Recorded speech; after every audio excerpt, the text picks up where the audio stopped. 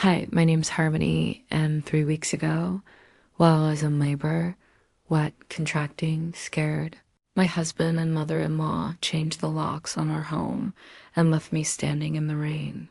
They watched me through the window like I was a stranger, like I didn't belong there, but that wasn't the beginning.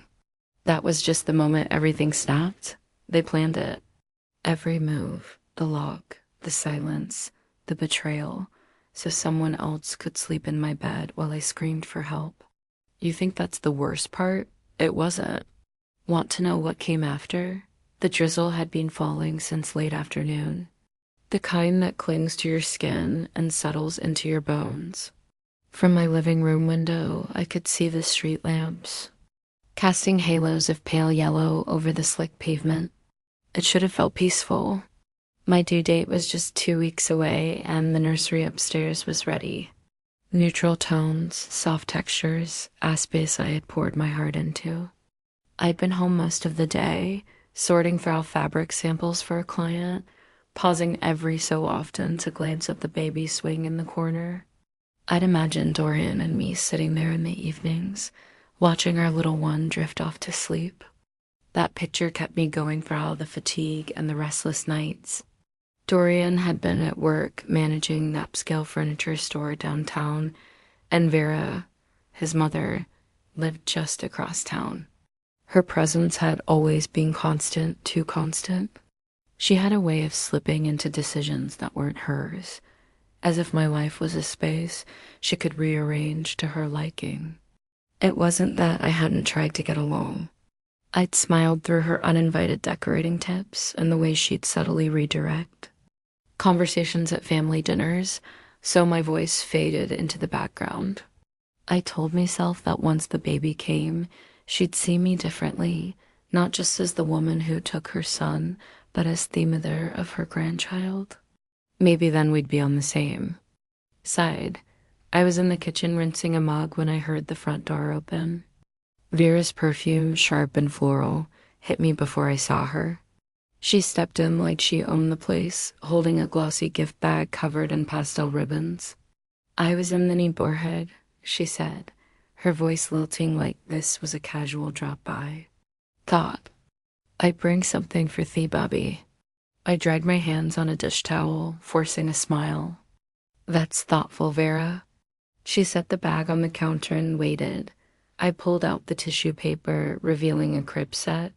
Bright pink frilly edges, little ballerina slippers embroidered into the fabric. The exact opposite of the calm, gender-neutral space I'd been creating. "I remember you said you didn't want to know the gender," Vera said, watching my face, "but a grandmother knows best. A girl should have something feminine." I ran my fingers over the satin trim, my smile tightening. Months ago, I'd mentioned to her more than once that I wanted to avoid the pink and blue cliches. She'd just erased that. "It's very bright," I said carefully. "It's cheerful," she corrected. "Babies need color. You'll see." She took a seat at the kitchen table like she was settling in for coffee, though she hadn't been invited to stay. I folded the tissue paper back into the bag and set it aside, my mind flicking through the other times she'd known best, repainting the guest. Room without asking, inviting herself to my doctor's appointment because fathers don't always know what to ask. Rearranging the pantry so nothing was where I left it. Each small act had chipped away at my sense of control in my own home. For the baby's sake, I told myself, keep the peace. Don't start battles. You don't have to fight. 2 weeks later, that fragile peace was nowhere in sight. I'd gone up to Seattle for a short visit with my sister Celine, partly to get a break from Vera's constant hovering. Celine's house was warm and filled with the smell of roasted chicken. When I arrived, we spent the afternoon catching up, swapping stories over tea, letting her two boys show me their latest school projects. It was during dinner, mid-law at one of Celine's jokes, that it hit a sharp, tightening pain across my abdomen that made me set my fork down. "You, okay?" Celine's voice dropped, eyes scanning my face. I think that was a contraction. I put a hand on my belly, feeling the faint ripple ease away. Wet him the next one. It came 12 minutes later, then 10 o'clock, by the third. Selena was already suggesting we head to the hospital. I should drive home first, I told her. Dorian will want to be there, Dot. We can go together. Selene hesitated. Harmony, if these keep coming, I'll make I insisted. It's just over 2 hours. I want him to be part of this from the start. I hugged her, quickly promising to call from the road, and slid behind the wheel. The sun had dipped completely, leaving only the slick reflection of headlights on wet asphalt. The rain picked up as I merged onto I-5 windshield wipers working in frantic rhythm. Looks like you're ready to meet us, I murmured to my belly. I pictured walking into the house, Dorian's eyes lighting up when I said the words, "It's time." Maybe even a rare smile from Vera as she realized she'd been included in the moment. The highway stretched dark and glistening ahead. Now and then.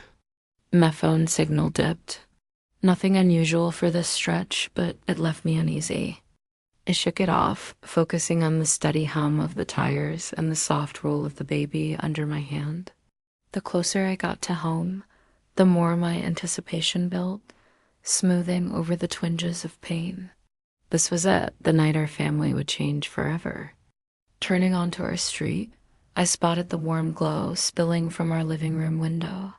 Relief washed through me, but as I slowed the car, my eyes caught on a shadow in the window, a still watching silhouette, and something in my chest tightened. Hard, the rain intensified as I eased the car into our driveway, headlights cutting a pale tunnel through the darkness. Water pulled in uneven patches on the asterisk concrete, splashing under my tires. My stomach tightened again, a sharp wave that made me suck in air and grip the steering wheel harder. I parked, leaving the engine running for a moment, hoping to steady my breathing before I stepped out.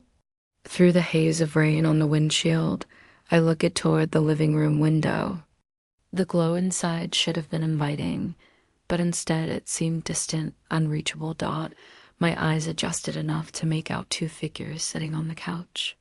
Dorian leaning back, a coffee mug in his hand, and Vera beside him. Neither moved.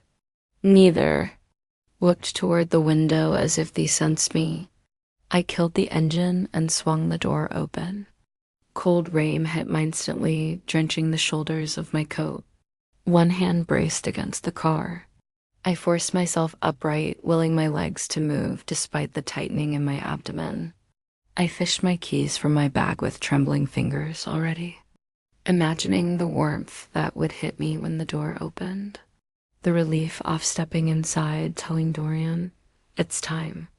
I slid the key into the lock and turned. It didn't budge. At first I thought maybe my hand had slipped from the wet metal. So I pulled it out, wiped my palm against my coat, and tried again. The key fit the slot, but it wouldn't turn. My brows drew together as I jiggled it, pressed harder, twisted. Nothing, a chilloon related to the rain, crept through me. I bent closer, squinting at the lock. The metal looked newer, shinier than I remembered. I knocked, my knuckles dull against the solid wood. "Dorian," I called out, raising my voice over the rained out. "It's me. Open the door." My contractions are getting closer. Through the pane of glass beside Theodore, I saw him lift his head. For a moment, our eyes met. He didn't look surprised to see me. He didn't even look concerned. He just looked, and then he set his coffee down, but not to stand or move toward me. He leaned back, expression unreadable. "Dorian, please." I tried again, pounding harder now. "The baby's coming. Let me in." My voice cracked on the last word, but he didn't stir. The rain was soaking through my coat. My hair clung to my cheeks, plastered by the wind. A contraction gripped my lower back, forcing me to press one hand to the doorframe for support. That was when movement in the window caught my eye. Vera rose from the couch and walked toward me. She stopped just behind the glass, her face framed by the curtain's edge. Her mouth curved, not into warmth, but something closer to amusement. She lifted her palm and placed it against the glass right across from mine. You made your choice when you disrespected this family, she said slowly, her voice carrying through the narrow gap in the window frame. Now live with the consequences. I blinked rain from my lashes, disbelief freezing me in place. What are you talking about? I haven't Vera. I'm in labor. I need to get to the hospital. Her expression didn't shift. A woman who can't respect her husband's family doesn't deserve to be treated like family. You'll learn. She turned her head toward Dorian. I could just make out her saying something to him, though the words were muffled. Dorian's gaze met mine once more, just briefly, and there was no urgency in it, no hint of the man I thought I'd married. He lowered his eyes to the coffee again. Another contraction hit, sharper, longer than the last. My knees threatened to give out, so I braced myself against the wall beside the door. The cold of the siding seeped through the damp fabric of my coat. My mind was scrambling for any explanation that wasn't as awful as Theon taking shape. But the truth was right in front of me. This wasn't an accident. Someone had changed the lock. Someone had decided I would be on the wrong side of the store. I pounded one last time. Dorian. My voice was barrel-like carrying over the rain. This is your child, your wife. How can you? My breath caught mid-sentence. The sound of the deadbolt sliding into place was louder than the rain, louder than my heartbeat. It was final, deliberate. I staggered back a step, my boots splashing in the shallow water pooling at the threshold. The light from inside spilled onto the porch, warm against the cold night, viewed it might as well have been miles away. I was alone, locked out of my own home, while my husband and his mother sat inside. My chest rose and fell rapidly as I fought to keep my balance, the contraction still fading. I looked at the window one more time, but the curtain had been drawn. The rain kept falling, soaking me through, and all I could hear was that lock clicking shut. I stood there for a moment longer, my breath catching in the cold air, rain streaming into my eyes, trying to decide if I should scream or collapse. Porch light flickered faintly against the downpour, and I could see my own reflection in the window. Hair plastered to my cheeks, coat heavy with water, one hand gripping my stomach as another contraction rolled through me. 8 minutes. I'd been timing them. 8 minutes between the last two, and this one felt deeper, harder, almost mean. I took Ashiki, stepped forward, and pounded on the door again. Dorian, my voice rasped, sounding foreign to my own ears. Please open the door. I'm in labor. We have Togo. Nothing. The only movement behind the curtains was a faint shadow crossing from the couch to the kitchen. No rush to the door, no sense of urgency. Just normal, casual life happening inside, as if I wasn't standing outside in a storm, begging to be let in. I pulled my phone from my coat pocket, my fingers stiff from the cold. The screen was slick with rain as I scrolled to Dorian's number. I hit call and pressed it to my ear. Wiring too straight to voicemail, I tried again. Same. Result on the third asterisk.